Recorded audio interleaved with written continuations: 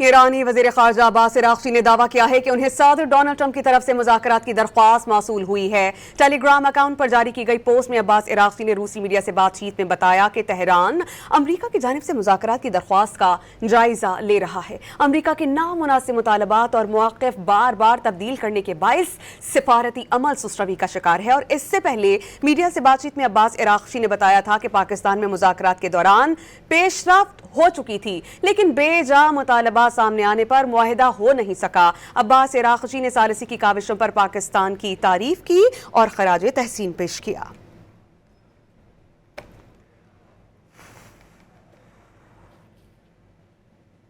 ایرانی وزیر خارجہ عباس عراقچی نے دعویٰ کیا ہے کہ انہیں صدر ڈونلڈ ٹرمپ کی طرف سے مذاکرات کی درخواست موصول ہوئی ہے۔ ٹیلی گرام اکاؤنٹ پر جاری کی گئی پوسٹ میں عباس عراقچی نے روسی میڈیا سے بات چیت میں بتایا کہ تہران امریکہ کی جانب سے مذاکرات کی درخواست کا جائزہ لے رہا ہے۔ امریکہ کے نامناسب مطالبات اور مواقف بار بار تبدیل کرنے کے باعث سفارتی عمل سست روی کا شکار ہے، اور اس سے پہلے میڈیا سے بات چیت میں عباس عراقچی نے بتایا تھا کہ پاکستان میں مذاکرات کے دوران پیش رفت ہو چکی تھی، لیکن بے جا مطالبات سامنے آنے پر معاہدہ ہو نہیں سکا۔ عباس عراقچی نے ثالثی کی کاوشوں پر پاکستان کی تعریف کی اور خراج تحسین پیش کیا۔